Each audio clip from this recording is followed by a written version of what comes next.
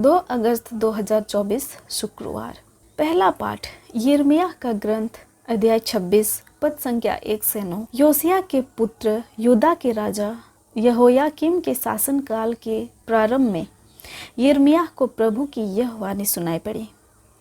प्रभु यह कहता है, प्रभु के मंदिर के प्रांगण में खड़े होकर यूदा के सब नगरों के निवासियों को संबोधित करो जो वहाँ आराधना करने आते हैं।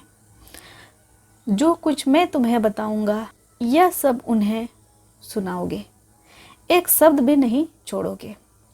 हो सकता है कि वे सुने और अपना कुमार्ग छोड़कर मेरे पास लौट आए, तब मैं भी अपना मन बदलकर उनके पापों के कारण उन पर विपत्ति भेजने का अपना विचार छोड़ दूंगा।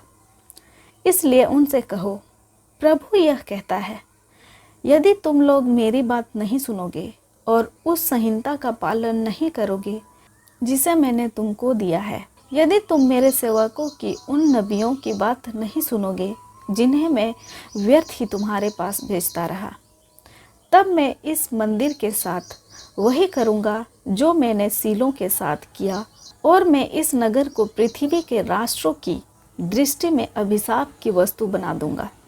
याजकों, नबियों और सभी लोगों ने प्रभु के मंदिर में यिर्मयाह का यह भाषण सुना। जब यिर्मयाह प्रभु के आदेश के अनुसार जनता को यह सब सुना चुका था, तो याजक, नबी और सब लोग यह कहते हुए उस पर टूट पड़े, तुमको मरना ही होगा। तुमने क्यों प्रभु के नाम पर भविष्यवाणी की है कि यह मंदिर सीलो के सदृश और यह नगर एक निर्जन खंडहर हो जाएगा? सब लोगों ने प्रभु के मंदिर में यिर्मयाह को घेर लिया। यह प्रभु की वाणी है। ईश्वर को धन्यवाद। संत मत्ती के अनुसार आज का सुसमाचार अध्याय 13 पद संख्या 54 से 58। वे अपने नगर आए जहाँ वे लोगों को उनके सभागृह में शिक्षा देते थे। वे अचंभे में पढ़कर कहते थे, इसे यह ज्ञान और यह सामर्थ्य कहाँ से मिला? क्या यह बढ़ई का बेटा नहीं? क्या मरियम इसकी माँ नहीं? क्या याकूब, यूसुफ, सीमोन और यूदस इसके भाई नहीं? क्या इसके सब बहनें हमारे बीच नहीं रहती? तो यह सब इसे कहाँ से मिला? पर वे ईसा में विश्वास नहीं कर सके। ईसा ने उनसे कहा, अपने नगर और अपने घर में नबी का आदर नहीं होता। लोगों के अविश्वास के कारण उन्होंने वहाँ बहुत कम चमत्कार दिखाए। यह हमारे प्रभु यीशु ख्रिस्त का सुसमाचार है। ख्रिस्त की जय। आइए आज के दोनों पाठों पर मनन चिंतन करते हैं।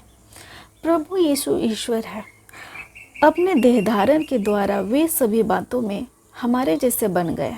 इब्रानियों का पत्र कहता है, हमारे प्रधान याजक हमारी दुर्बलताओं में हमें सहानुभूति रख सकते हैं, क्योंकि पाप के अतिरिक्त अन्य सभी बातों में उनकी शिक्षा हमारी ही तरह ली गई। अपने सांसारिक जीवन के दौरान वे मनुष्य के सभी दर्दनाक अनुभवों से गुजरे। हमारे समाज में लोगों को विभिन्न प्रकार के भेदभाव को झेलना पड़ता है। उनमें से एक है माता पिता की जाति या उनके कंधों को लेकर भेदभाव। निम्न जाति या वर्ग के लोगों और साधारण सेवा कार्य करने वाले लोगों को इस प्रकार के भेदभाव सामना करना पड़ता है। आज के सुसमाचार भाग में हम देखते हैं कि यद्यपि यीशु ने अपार ज्ञान की बात की थी, लेकिन उन्हें उनके परिवार की पैतृक पृष्ठभूमि और सामाजिक स्थिति के आधार पर आंका गया था। लोगों ने उन पर विश्वास नहीं किया और फलस्वरूप उन्होंने उनके लिए ज़्यादा चमत्कार नहीं किए। नबी ईसायास ने इसके बारे में भविष्यवाणी की थी। वह मनुष्य द्वारा निंदित और तिरस्कृत, शोक का मारा और अत्यंत दुखी था। लोग जिन्हें देखकर मुंह फेर लेते थे, उनकी तरह ही वह तिरस्कृत और तुच्छ समझा जाता था।